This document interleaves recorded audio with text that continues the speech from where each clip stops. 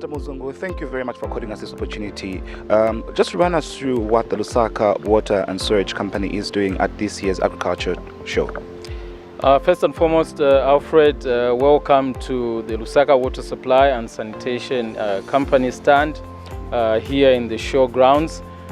So we are here as a company to showcase the efforts that we are making in improving access to water and sanitation in line with government aspirations of universal access to water and sanitation.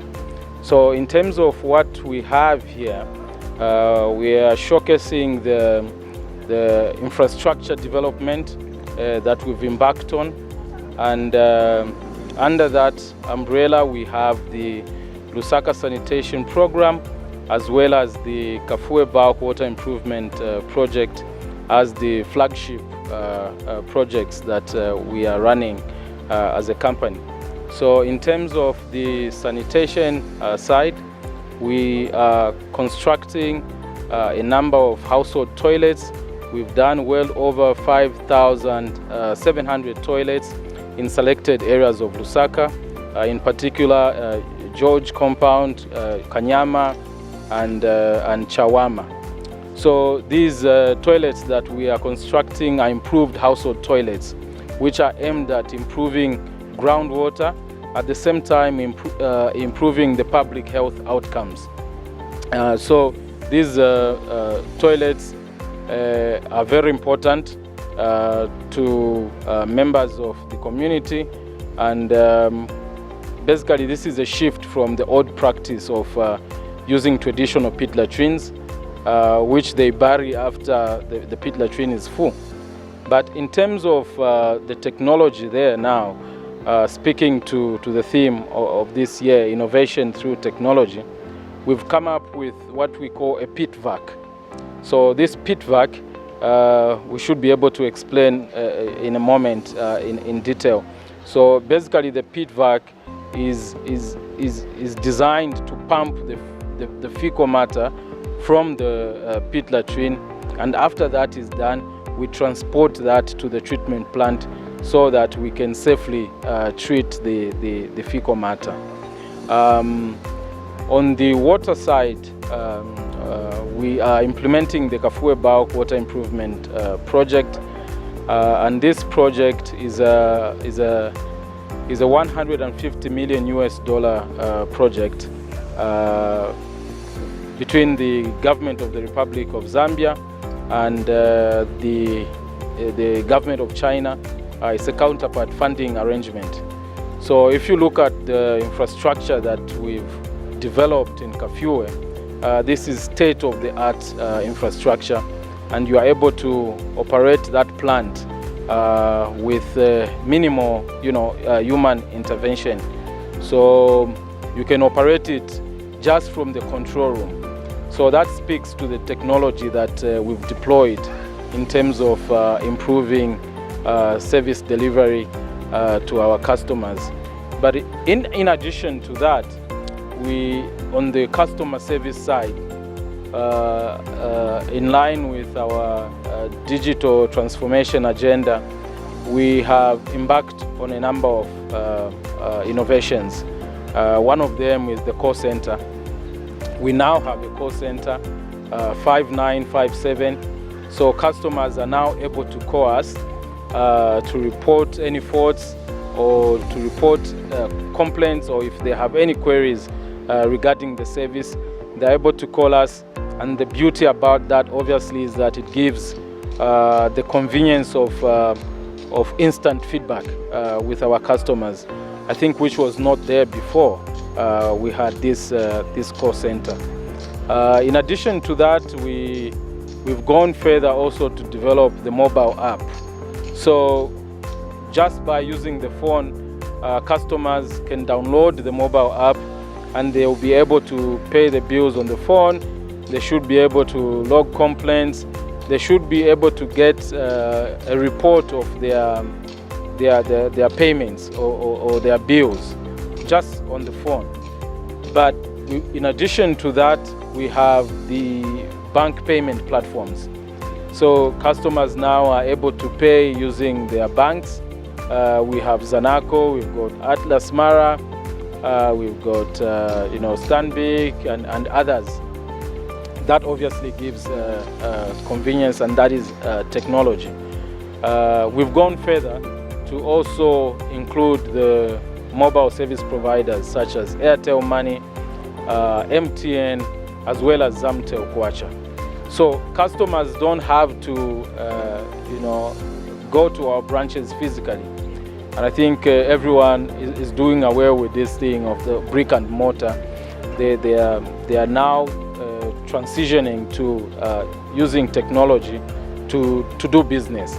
And so that is how we are transforming the business by ensuring that we leverage technology and innovations such as this to improve service delivery to our customers. You've spoken about digital transformation as well as vehicle management. Some of your customers that probably maybe are not privy to such information, how best have you been running through in terms of sensitization for the public to be aware? Well, I think obviously sensitization is a very important aspect of this. Obviously with the innovations, there should be very good awareness in order for us to increase the uptake. So we've been working with institutions such as yourselves, Diamond TV and other media houses to create awareness, but obviously we've also been working with radio, but we've also taken advantage of social media platforms as well as the bulk messaging system which we use to send bills to our customers and any other information that we would want to send to our customers. Your theme interpretation for this year, I see there's a lot of items here.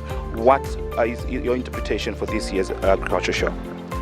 Well, for us, obviously, in line with our mandate of providing water and sanitation services, our interpretation is basically leveraging technology in improving access to water and sanitation in the city of Lusaka. And so basically that is what we are doing at the moment in many areas, like I have highlighted. And obviously I think we are on the right path with what we are doing. But with what we are doing requires investment. So this is very capital intensive programs which require resource mobilization. And so we are working with the government and cooperating partners to ensure that we invest more and invest seriously in technology so that we are able to supply water to our customers as well as sanitation. Thank you so much for calling us this opportunity. Just run us through the Lusaka sanitation program. Well, the Lusaka Sanitation Program is a derivative of Lusaka Sanitation Master Plan, which was, I think, drafted in 2011. And this is the beginning of the implementation of that master plan. And so the Lusaka Sanitation Program aims at 3 objectives. Maybe let me say 4. The first one is to improve the sewerage infrastructure for around the Lusaka city, and then you may realize, sanitation services are provided for either water-based or on-site sanitation-based, and so the sewerage infrastructure. These are the lines that are laid in the city, in the urban per se, in areas in low density, I would say, in short. Other objective is actually to implement the on-site sanitation services to areas of low income, such as Chawama, Kanyama, and George Compound, and Bauleni. Currently, we are covering George, Kanyama, Chawama.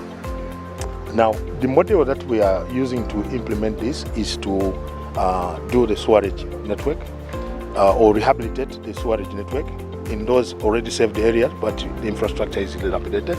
So we are doing the rehabilitation in there. And then secondly, we are doing the expansion to those unsaved areas. And for the low-income areas like George and Kanyama and Chawama, like I said, there we are constructing toilets, which you can see here. And these toilets are meant to contain the fecal sludge matter, and later on provide for emptying when they're filled up, so that the fecal matter does not contaminate the groundwater. Yeah, and so the other objective of the program is, the on-site sanitation, services. This is a new responsibility for Lusaka Water, and so the Lusaka Water requires being capacitated to manage this new service which they have been, or this new mandate which has been delegated to them. And so there has been several trainings, and also even recruitment of staff, new staff to come and manage this.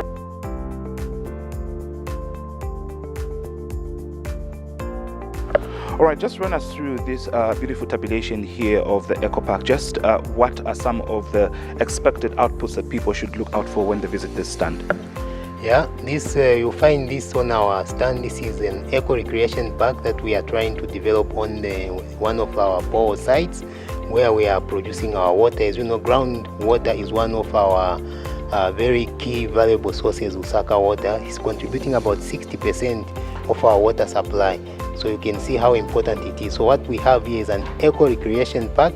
You might ask what an eco recreation park. It tries to incorporate various kinds of components to manage the issues around the water production, so that it's protected from various risks that are there, such as groundwater contamination, reduction in groundwater production. So basically those are some of the water issues that we are looking at. But basically in a nutshell, what we are trying to manage is the water quantity as well as the water quality that we are supplying to the city of Lusaka. Basically, as we are developing, you find that there is a lot of development around that is happening around the borehole. So these create a threat to the boreholes themselves. So we are also trying to go a step further to say that how can we protect those from those likely sources of threats which we have identified around the borehole. So those are some of the issues that we are trying, and for us to do that, we are trying to engage and to do what we are calling nature-based solutions.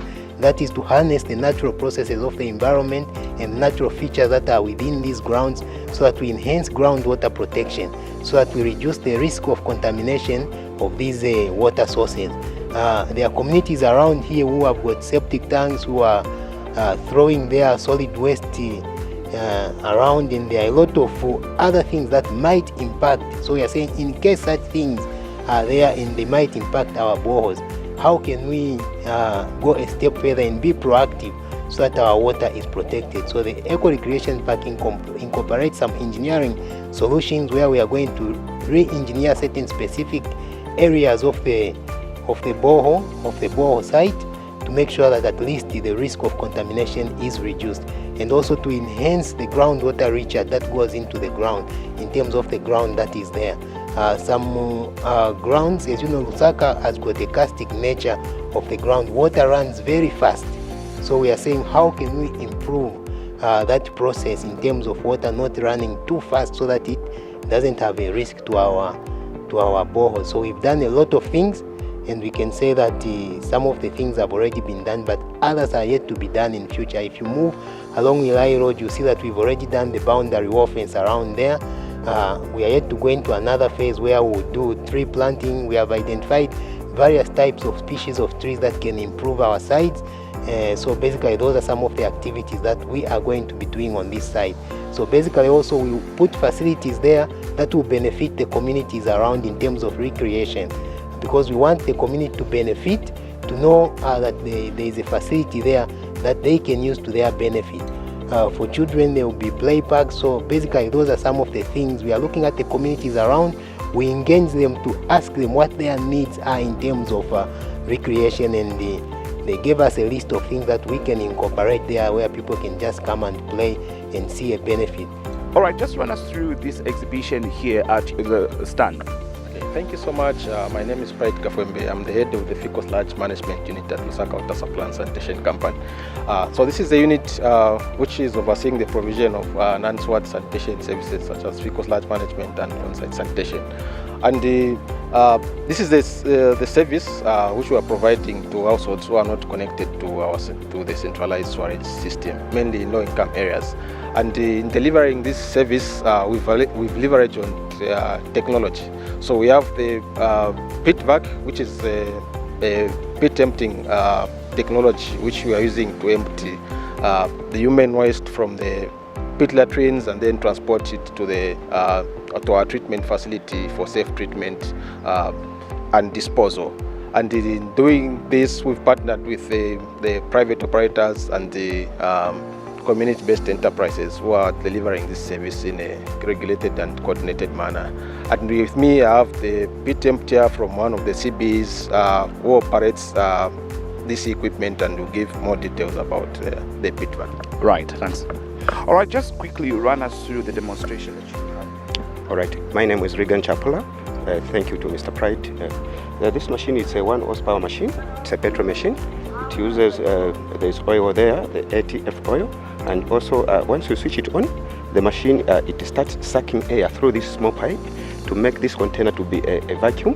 As it is a vacuum, this one is a suction pipe which goes into the toilet there. It makes sure so that it sucks whatever it is in the toilet to come into this tank. And this tank also will make sure it goes somewhere here where it makes a 60 liters, equivalent to that barrel which is down there. These containers are called barrels. So the way it is, if a customer maybe pays maybe for 32 barrels, within maybe 10 minutes or so we are done. So this machine is fast and it is easy to carry to one place to another. Yes, because we dismantle it, and once we go at the site, we reassemble it again. And we also have chemicals here, the ones that we use as we are working, so that we make our press germ-free and good for the health. Yes, thank you. So since embarking on this new service line of FICO Sludge management, we've managed to service over 14,000 pit latrines, and this has benefited over 200,000 people, mostly in low-income areas of Lusaka. So we are doing this to protect the groundwater, which the majority of people in Lusaka rely on for drinking water purposes, and also to ensure sound public health. Thank you.